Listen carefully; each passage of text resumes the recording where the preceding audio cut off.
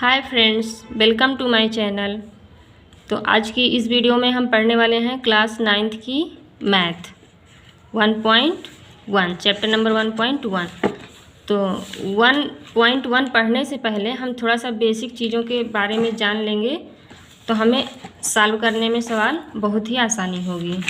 ठीक है, तो पहला चैप्टर हमारा क्या है? संख्या पद्धति। आइए संख्या पद्धति के पहले हम थोड़ा सा कुछ जान लेते हैं।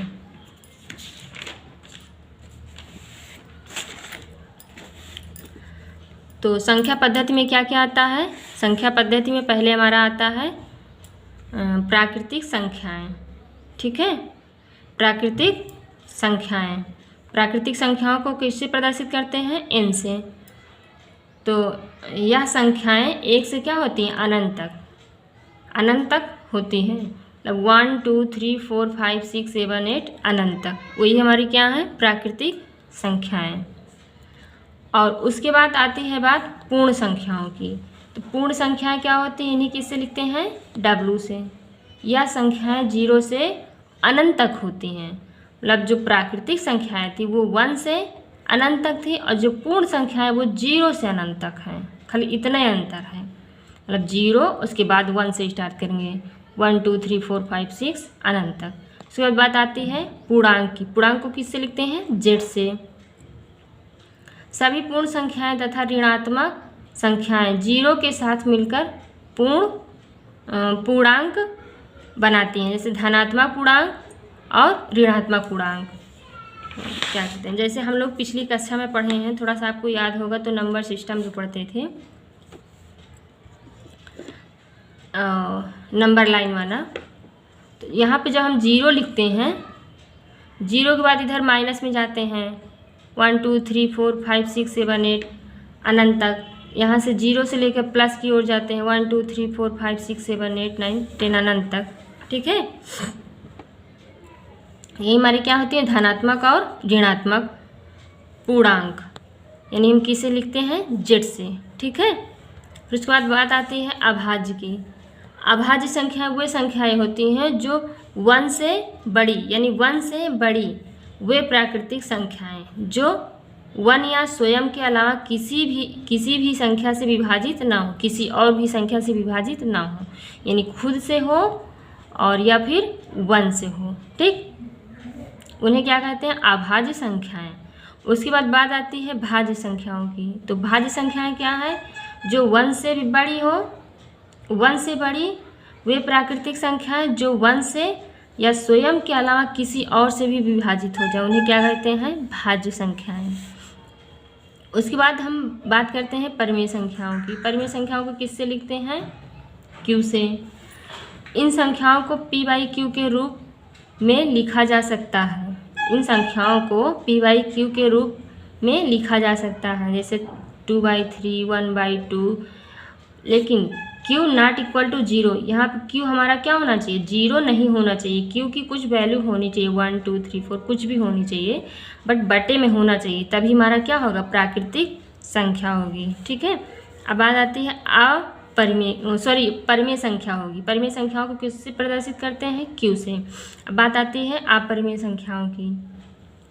तो अपरिमेय संख्याएं क्या है? वे संख्याएं जिन्हें हम P/Q के रूप का नहीं लिख सकते हैं। ठीक है, P/Q का रूप का नहीं लिख सकते हैं, जैसे पाई का मान 22/7 होता है। आप कहेंगे कि ये तो बटे में है, बट इसका मान एग्जैक्ट नहीं होता है, लगभग मान के हम लोग लिखते हैं। और उसके बाद बात आती है वास्तविक संख्याओं की। तो वास्तविक संख्याएं क्या? इसे किससे लिखते हैं? R से। सभी संख्याओं का संग्रह, सभी संख्याओं का संग्रह, वास्तविक संख्याएं और उनके दशमलव प्रसार। ठीक है, वही क्या है? वास्तविक संख्याएं, यानी जो संख्याओं का क्या होता है? संग्रह होता है, दो संख्याओं का संग्रह, तो उसी को हम क्या कहते हैं? वास्तविक संख्याएं। जो यानी इधर जो हमने आपको बताया अभी, परिमेय और अपरिमेय, इन दोनों संख्याओं का जो संग्रह होगा, इन दोनों को मिलाकर जो बनेगा वही हमारी क्या होगी? प्राकृतिक वास्तविक संख्याएं। अब बात आती है शांत की। शांत क्या है? इस स्थिति में शेष क्या होना चाहिए? 0 हो जाता है। शेष क्या हो जाता है? 0 हो जाता है। जैसे हमने आप देखिए यहाँ पे भाग दिया है तो क्या आ गया है 0। जब 0 आ जाएगा तो क्या होगा, शांत होगा हमारा। उसके बाद हम देखते हैं अनवसानी आवर्ती। अनवसानी आवर्ती क्या है? इस स्थिति में शेष की पुनरावृत्ति होती है। किसकी पुनरावृत्ति होती है? शेष की।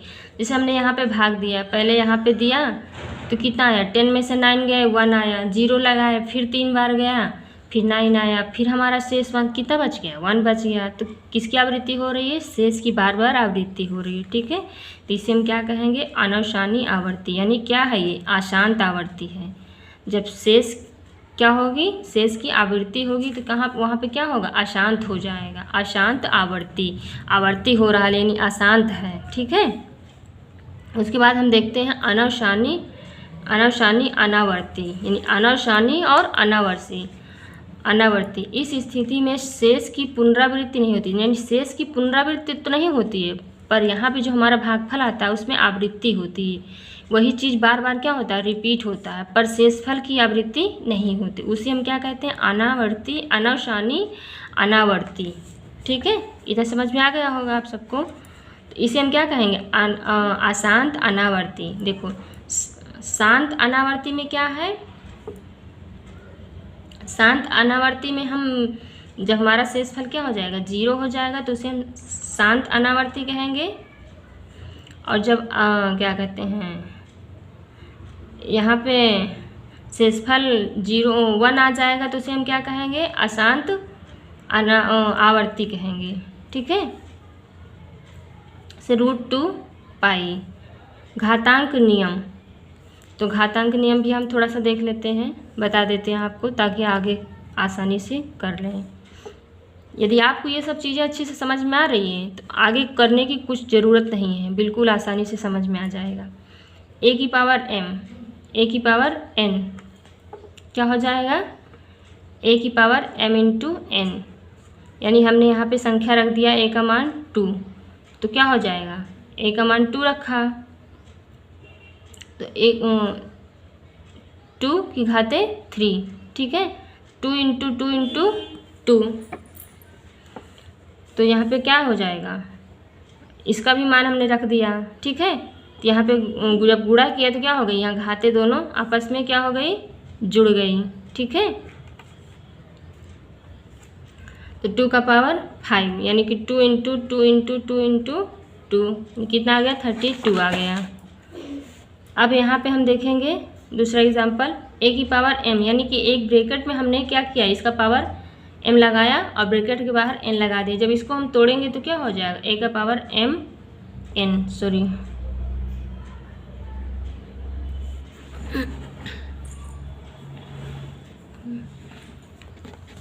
ठीक है, 2, इसका पावर 3 अंदर में है, जब ये टूटेगा तो क्या हो जाएगा? 2 का पावर 6, यानी इसका इसमें गुणा हो जाएगा। ठीक है, 2 इंटू 2 इंटू 2 इंटू 2 इंटू 2 कितना आ जाएगा? 64।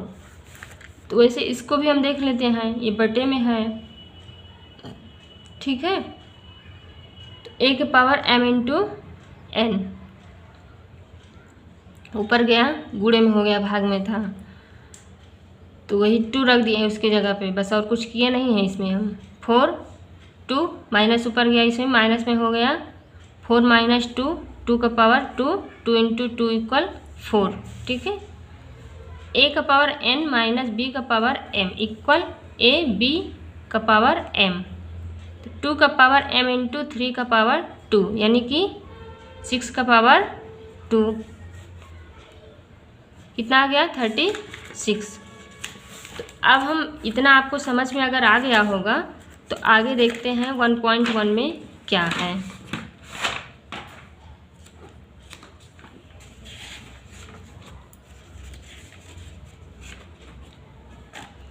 तो 1.1 में बहुत ज़्यादा कुछ डिफ़िकल्ट नहीं है।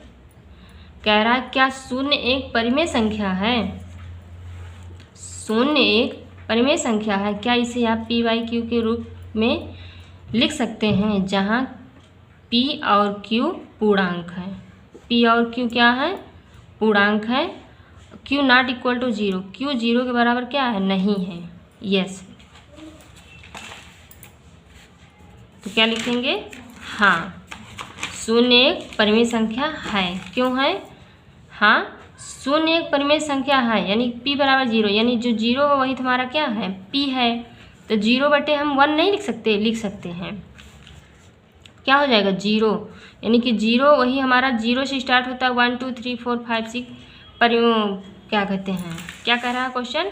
परिमेय संख्या। ठीक है, तो 0/1 क्या आ गया? 0 आ गया। वैसे हम 0/2 इसकी नीचे में हम कुछ भी लेंगे क्या हो जाएगा? 0 हो जाएगा। ठीक है, तो इसलिए हमारा क्या है? ये समीकरण सत्य है।